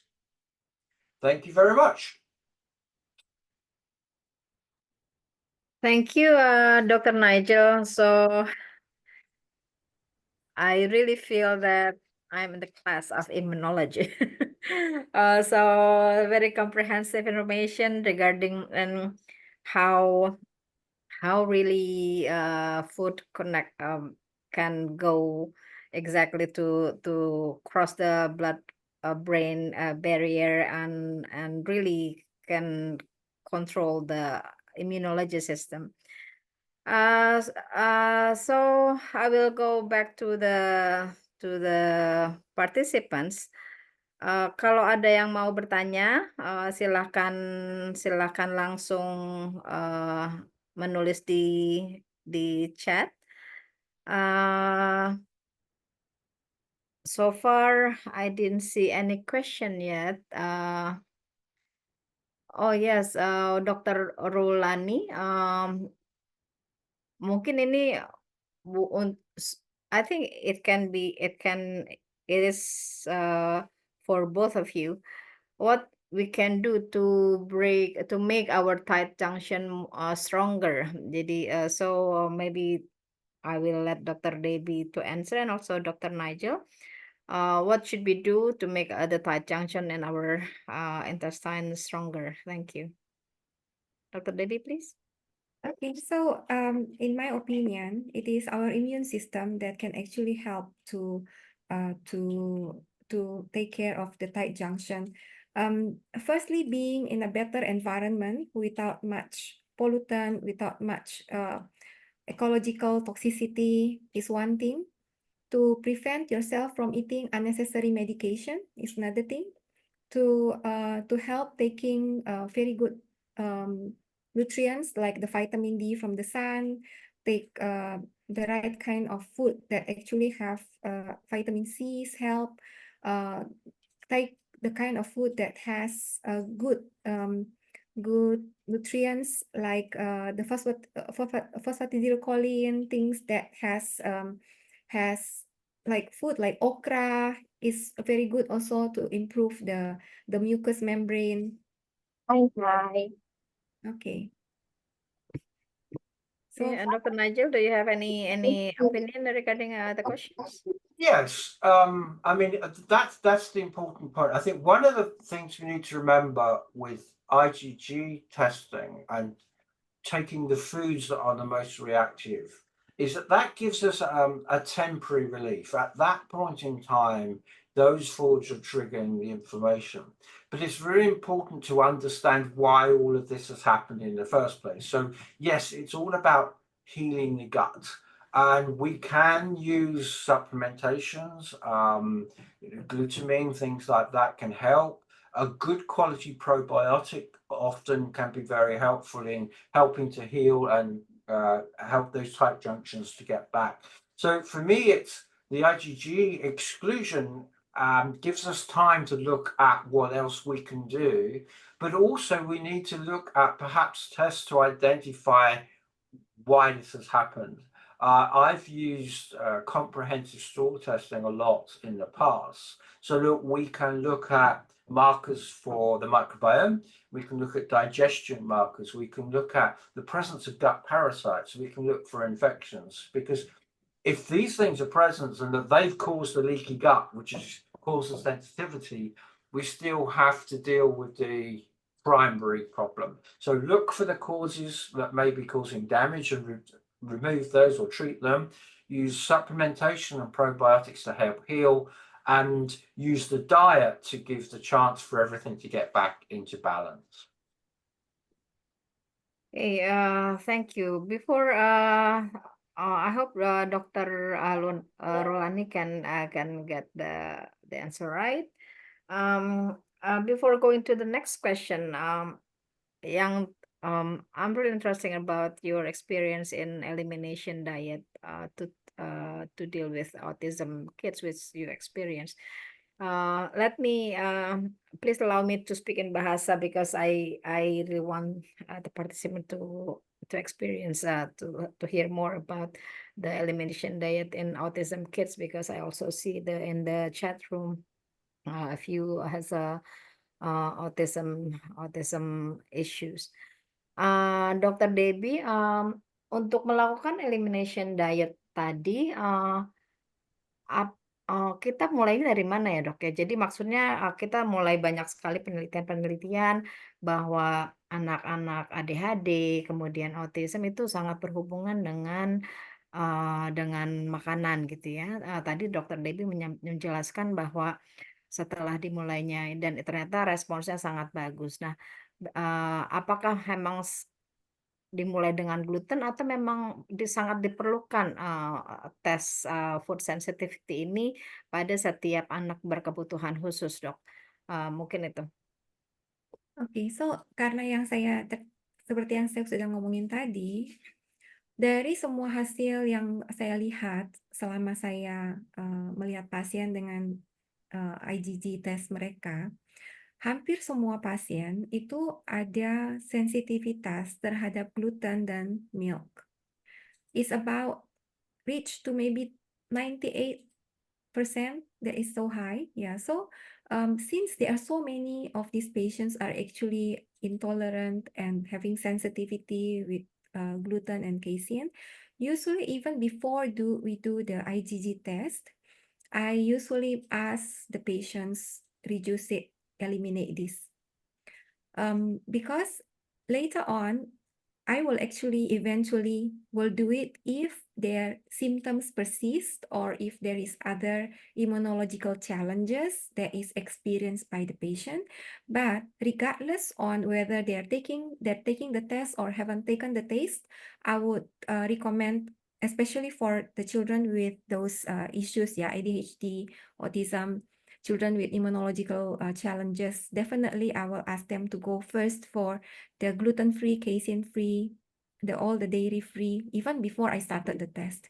And usually we are seeing some changes even without starting the test. But of course, we eventually will do the test if necessary, because you need to understand children with autism disorder, a lot of them has great anxiety. It's very hard to actually pin down and take their blood. Sometimes it can actually involve a lot of traumatic experience for the child. So I try my best not to take it for this kind of children if necessary, but if we really need to do it, then we need to find a way to really take that. So that mostly in a lot of times, surprisingly, it is to convince the parents it's important to do elimination diet. Yeah, so yeah, parents actually play such a big role here, because many times they don't really believe it, because we grow in an environment whereby milk is like you must take milk in order to grow, in order to be smart. Yeah, so and gluten is in everything and we eat, right? It's in when we go into the supermarket, almost everything contains gluten. Yeah. Ya, so terima kasih Dr. Debbie, sangat menarik that kebanyakan anak yang bermasalah dengan berkebutuhan khusus ternyata emang tadi 98% ya memang ternyata sensitif terhadap gluten dan milk dan dairy product. So so Dr. Nigel, actually I asked about the elimination diet on IgG test. Actually it really shows the 98% of Dr. Debbie's patient shows the sensitive to gluten. Okay, I will go to the question. I think it's also for both of you. As a parent of children with autism, I've noticed that it's rare for doctors to recommend IgG, IgM, or IgE test after diagnosis. However, in cases where the tests are recommended, they tend to be quite expensive. What factors should be considered when deciding whether these tests are necessary, and are there more affordable alternatives available? This is a good question. It's very realistic for some parents who is recommended to do all these tests. Indonesia is like ₦1,000,000. Okay, do you have any so maybe Dr. Nigel, do you have any opinion regarding how necessary this test for these kids for the autism? And Dr. Debbie has explained a bit at least elimination for gluten, but how is there any alternative test to find out about the cause of the problem? Yeah, it's a very good question, isn't it? Because I've been involved in biomedical intervention for autistic spectrum for many years. So there's lots of things you can do, and it's invariably very expensive. So you have to start prioritizing what is the most important things to do. So I think where IgG test, I'm going to be almost shooting myself in the foot here, because I think where IgG test is concerned is, IgG is a symptom, isn't it? It's demonstrating that we've lost tolerance and we've got leaky gut and all these things are going on. but probably it's more important to understand the gut environment. So what I'm saying, for example, in the past, I've worked with practitioners who have looked at secretory IgA levels, which are typically really low in autistic patients. So it's an example of that poor immunity defense in the gut. And there are things you can do with supplementation to increase that. So if you are using, say, Saccharomyces boulardii, which will increase the secretory IgA levels, that's going to increase the gut immune, it's going to help the gut wall, and it will probably reduce any food sensitivities that are there. So do you need to have the test, or do you need to concentrate on healing the gut? You know, that's one approach. I think Dr. Deibby's already talked about you can do elimination diets. They can be difficult, so you need a clinician who understands how to do that. And one study I know in particular was looking at this, was demonstrating reactions almost exclusively to the glutens and the caseins, and also showed increased gut permeability. So when you look at that study, you think, well, do I need an expensive food sensitivity test, or should I just look at cutting those things out, helping to heal the gut? Also, again, back to stool testing, you know, a lot, you can show all sorts of markers for what's going on in the gut, which perhaps should be improved. And then food sensitivities, which almost certainly will be there, will sort of go away because you've cured everything else. Okay, so thank you. It's quite challenging, but yes, thank you for the answer, Dr. Nigel. Dr. Deibby, any insight from you? Yes. Okay, I want to share something. A lot of the parents, when they hear from me, no gluten, no casein, the first thing they would do, they will look for food, no gluten, gluten-free food. But voila, most of the gluten-free food has high amount of sugar. And this actually causes so much inflammation. Yeah. Yeah, so Yeah. so be aware that gluten-free doesn't mean it's healthy, okay? So No. like when you go to M&S, I was like, wow, gluten-free section, everything is sugary. Yeah. So you have to make your own. Yeah, actually, So- in Asia, most of our food is gluten-free. You know, we have rice, we have our food cooked in a traditional way. There is no, wheat is not a traditional Yeah. plant here in Yeah. East Asia. And in there is no milk is cow's milk is not a traditional food here. We use coconut milk traditionally for a lot of the food. So majority of the food in Indonesia especially is actually, if you find our ancient food, it is the healthy kind of food. Okay. Ya, so thank you. So Ibu Deborah dan mungkin teman-teman peserta di sini, pada intinya knowing what's the ingredients of the food is very important, not only for the kids with the healthy issues, but also for so many diseases. Jadi penyakit-penyakit lain juga banyak sekali yang memang sebenarnya bermula dari apa yang kita makan, terutama pada isu leaky gut yang bisa membuat inflamasi dan membuat mengganggu mikrobiota biota dari pencernaan kita. So there's one question before Ibu Deborah. So is it a similar food sensitivity test and topics that in the past, like Biopolis Singapore has? Dr. Deibby, do you have any information regarding this? Oh, there are a few providers actually to food sensitivity test. I think not all food sensitivity test is similar or the same, because sometimes I do have very dubious results. When I was reading it, I was like, what is this? I was like, I don't think that this is right. So I'm still in the search of finding a good provider. Okay. Oh, yeah. Yeah. Yes. Not all IgG tests are the same, for sure. One of the big problems with the whole industry is there's no standardization. So, you know, there are good tests, there are great tests, and there are bad tests. So for the clinician to choosing the reliable test, this is a problem. You hear people who have had tests at 2 different labs and don't get the same results, which is really unhelpful.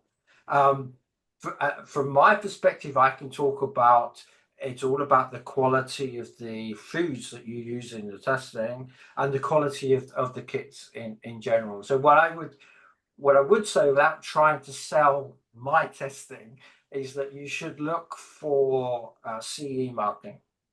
You know, you look for a test that's registered for IVD for diagnostic use in your country, and not necessarily look at lab developed tests, which are some of the most common ones, because they may be great, but they haven't gone through that external assessment to ensure their efficacy and performance. So if you have a CE mark kit that's licensed in the country for diagnostic use, you should have confidence that it's a good test.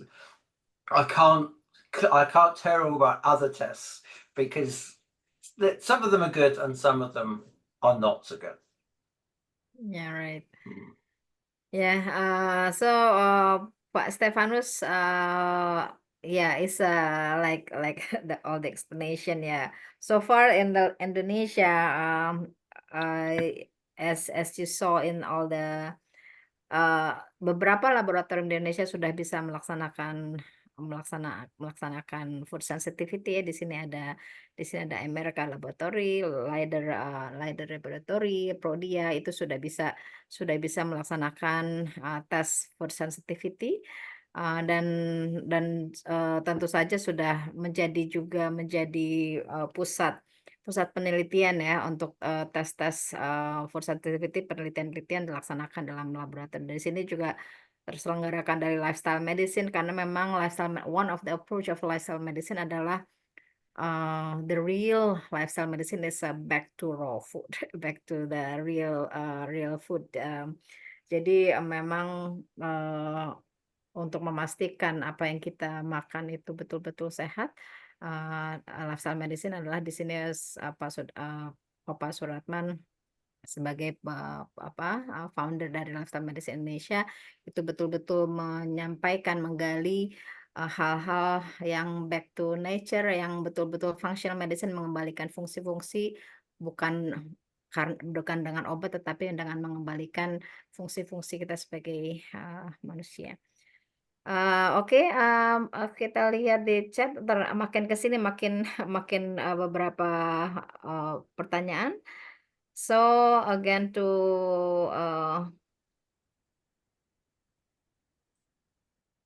Dr. Ruli. Dr. Ruli is a very hunger with the knowledge. I know her for sure. Why food sensitivity test someone who never eat that food, because they can find in Indonesia, but we have allergic to. Dr. Deibby, can you give can you? Yes, it's happened to me. This is something that I actually wanted to hear from Dr. Nigel. Yeah. Yeah. That is a common question, and it does seem strange, doesn't it? How can I get a positive result to a food that I don't even know what that food is, let alone eat it? Most of the answer to that is cross reactions. Immune system doesn't make antibodies to the whole food, it makes to components. And there are common components which, if you're unlucky enough to make antibodies to, are present in lots of different foods. So whilst you may never have eaten that food as it's described in English, I can guarantee you that you're eating foods that contain the same common component. They don't necessarily even have to be the same family. There are some strong proteins which will trigger the immune system, which are present in lots of different foods. So it's probably a cross-reaction thing. If you haven't eaten that particular food, but you have eaten foods with the same component. Sometimes it can be even more simple in that foods have different names in different countries. You know, so I've never heard of that. I don't know. And you realize that, but it's more or less the same fish, but has a completely different name. So we need to look at get back to the antigenic level of the food. In the UK, where people are saying, I don't eat that, I know what it is, but I don't eat that. Sometimes it's the question of you don't always know what you're eating. You know, that you don't go out to to get that food, but it is perhaps present in other foods as well as the cross-reactivity. But the main thing is cross-reactivity. When you're looking at IgE, and IgG is probably not different, if you have IgEs to shellfish and shrimps and prawns, you probably also have reactions to house dust mites. Because when you look down the microscope at a house dust mite, it's a tiny little crustacean. And all of those have tropomyosin, which is the predominant allergen. So you've got now reactions to things which are not even food. Yeah. Oh, you're right. Okay, there's two more questions. Maybe I will go the last question. Before that, I would like to Hmm? just comment on Dr. Nigel say. Then many of these results that can be like from out of nowhere actually is the one that makes people having like side eye the IgG test, because it may look like it's preposterous to have something that is totally out of nowhere. So it is I think would be good to really have like a chart to see if this is positive, what may else be positive that is not being written here. So in the lab report, it will be better to have all these lists put in to make people aware of, okay, might not be what it is actually being written. Absolutely. We have a cross-reactivity chart document. So I think Echo's on here somewhere. We need to get that to him. And yes, you know, that is information you can get from the literature, and we have put together a document for that. Good to hear that. Thank you. Thank you. Yes, it's also, I believe that for sensitivity, whether it's a permanent or not, because there's Cindy question about how long we have to avoid to consume the food that we are sensitive for. In the test is showed red and yellow. Should we repeat again after we avoid that food, or can it change to the like yellow, yeah, or green if you avoid that questions?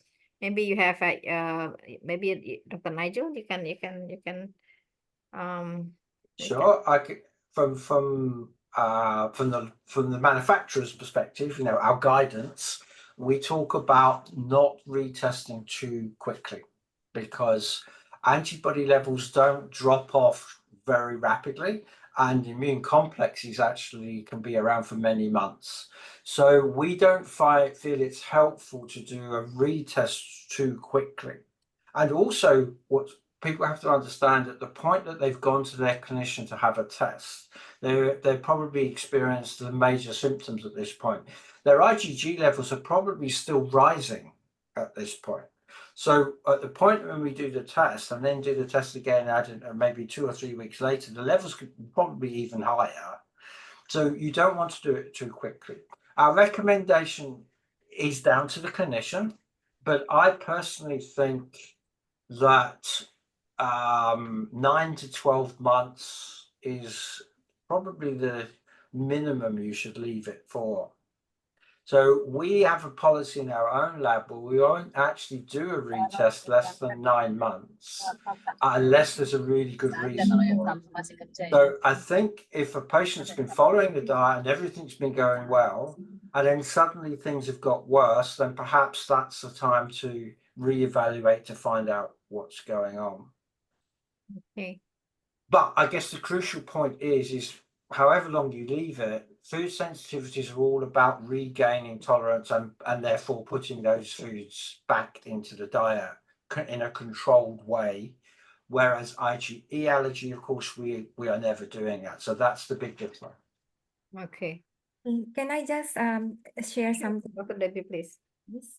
I do 6 monthly. So I think that the difference of your what you gauge and how I do it is might be tiny bit different because I put a lot of effort to heal the gut during the time of the first IgG test and the next food IgG sensitivity test. So with all the effort to heal the gut, then we put in the food elimination in place, there is a likelihood of quite a big change that we will see after the second test in the 6 months after. So I'm not sure. I think that this is open for a new study in the future. If the patient is doing it with like what's effective gut healing therapies, can actually their immunoglobulin started changing that in that 6 months. Okay.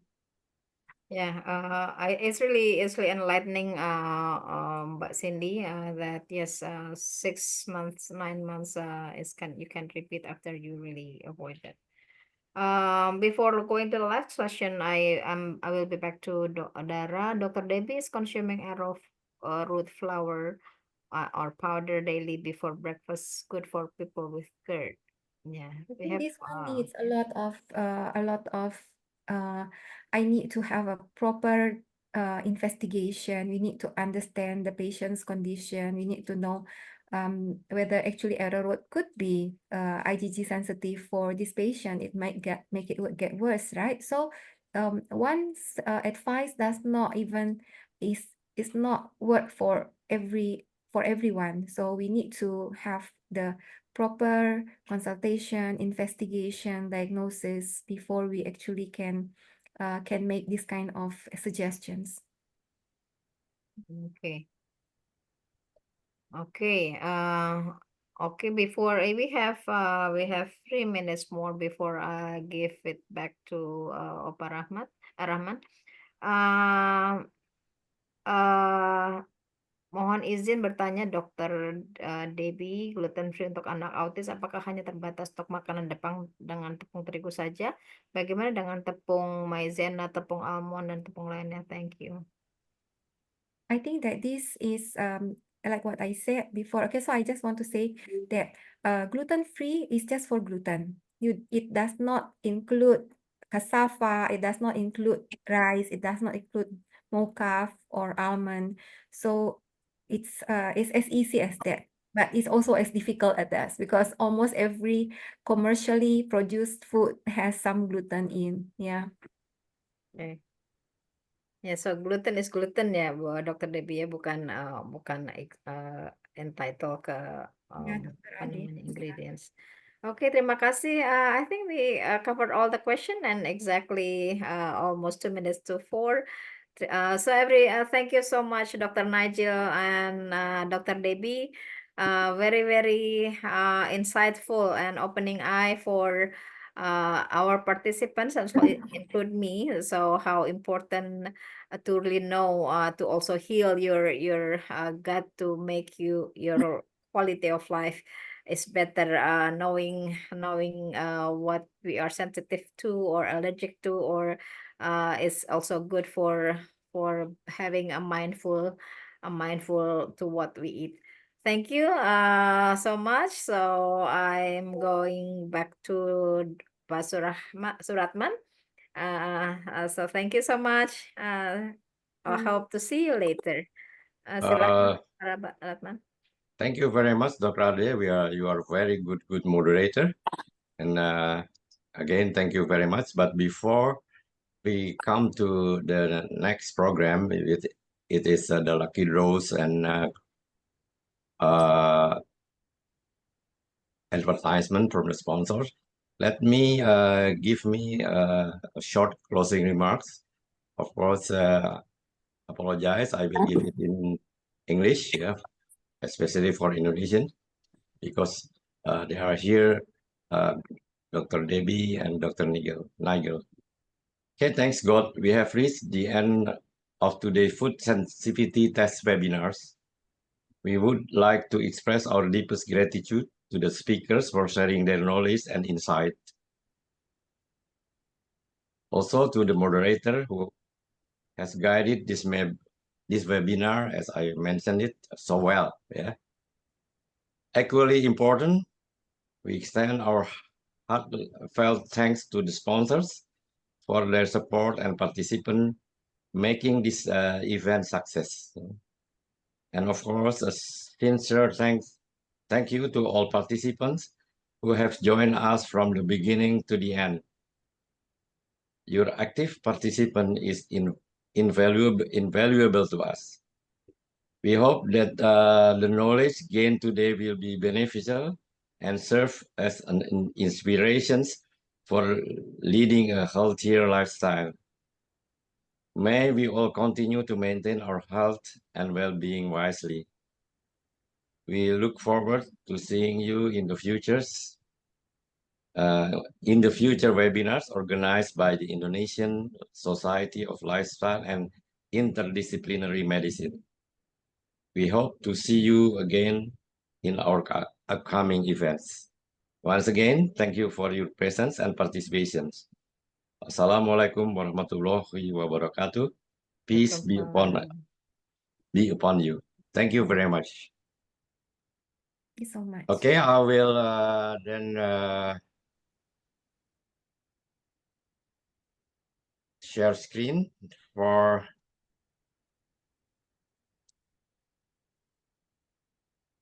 promotion from the sponsors.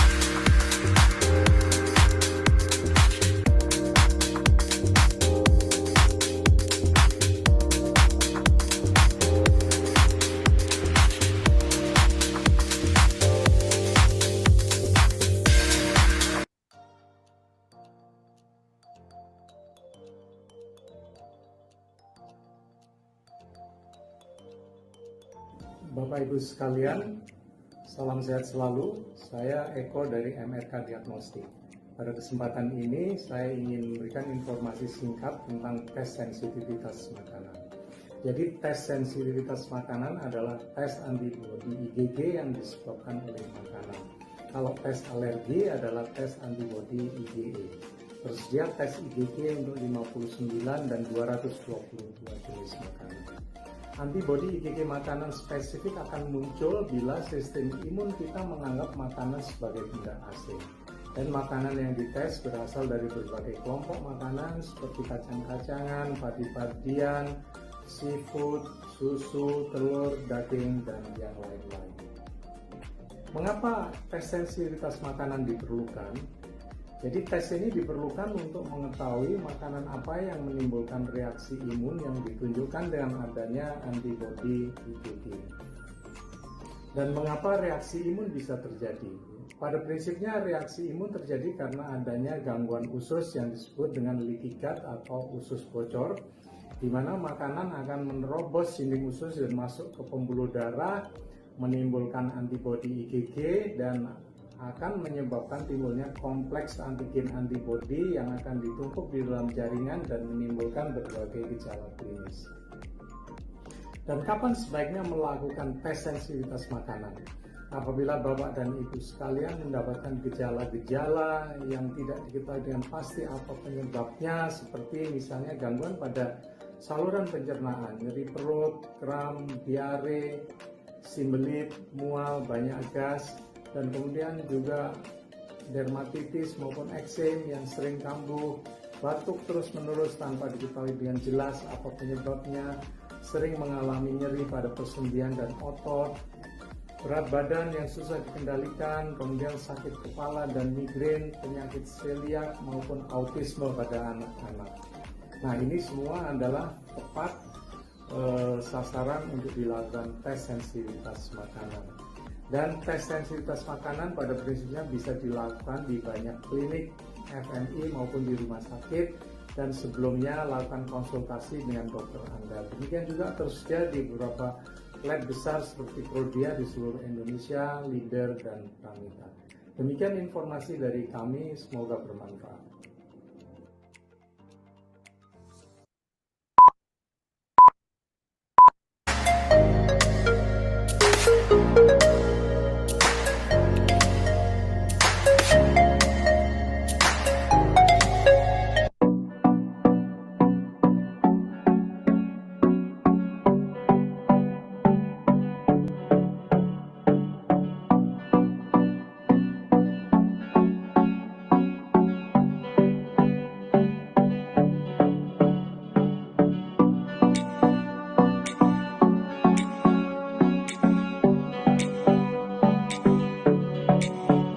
Kiki, Dina, dan Ardi adalah 3 sahabat yang hobi kuliner.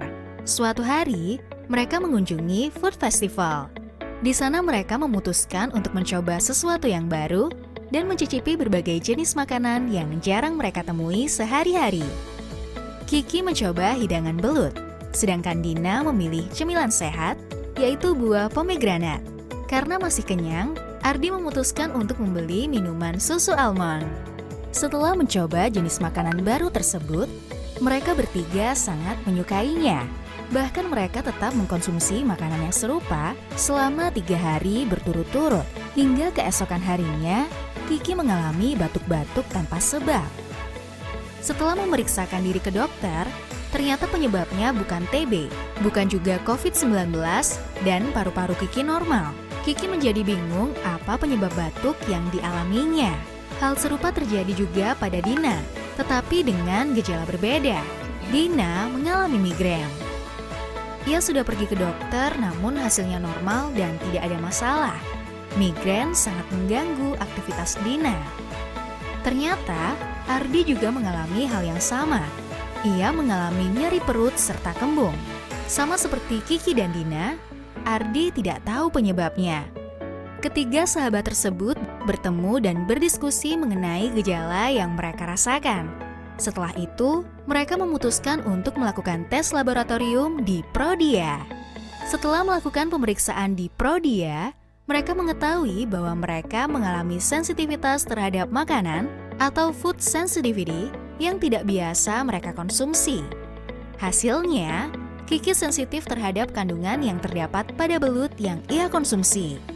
Kemudian, Dina sensitif terhadap buah pomegranat, dan Ardi sensitif terhadap kandungan almond pada susu yang ia minum. Apakah kamu pernah memiliki pengalaman seperti Kiki, Dina, dan Ardi? Jika ya, bisa jadi hal tersebut disebabkan oleh tubuh yang sensitif terhadap beberapa makanan yang dikonsumsi atau food sensitivity. Sensitif terhadap makanan atau food sensitivity adalah kepekaan seseorang terhadap jenis makanan tertentu yang menimbulkan reaksi imunologis yang dapat mengganggu kesehatan. Berbeda dengan alergi yang menyebabkan gejala secara langsung, pada kondisi sensitif terhadap makanan, reaksi terjadi secara perlahan, tidak langsung setelah mengonsumsi makanan, sehingga sulit untuk mengetahui makanan penyebab terjadinya sensitivitas. Gejala yang terjadi bisa bermacam-macam seperti diare, konstipasi, migrain, asma, kembung, ruam pada kulit, dan sebagainya. Untuk mengetahui makanan apa saja yang menyebabkan sensitivitas, dapat melakukan pemeriksaan IgG Food Sensitivity Profile.